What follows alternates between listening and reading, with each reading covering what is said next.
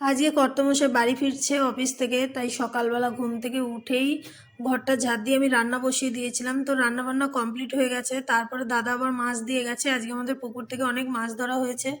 তো তেলাপিয়া মাছটা খুব ভালো খাই বলে ওই মাছটাই দিয়ে গেছে, সেটা মা কেটে দিল আর কি। আমি ধুয়ে টুয়ে ফ্রিজে রেখে দিয়েছি।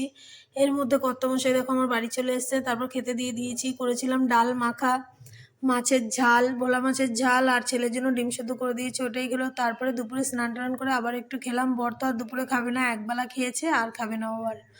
আজকে অনেকগুলো জামা কাপড়ই কেচে দিয়ে গেছে, ওইগুলোই ভাঁজ ভাঁজ করে এই ঘরে রাখবো ওই ঘরে রাখবো আর কি। তো হয়ে গেছে ভাঁজ করে, এবার এগুলো রাখবো।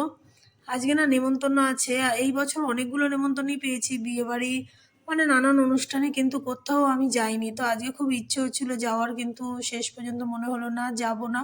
কোথাও যেহেতু যাইনি, তাই শেষের দিকে আর কোনো অনুষ্ঠানে যাব না। বরকে বললাম তুমি ছেলেকে নিয়ে চলে যাও।